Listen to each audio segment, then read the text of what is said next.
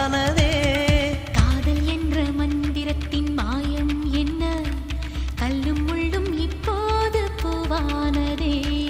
வானவில்லின் துண்டொன்று மண்ணில் வந்து யாருக்கும் சொல்லாமல் பெண்ணானதே.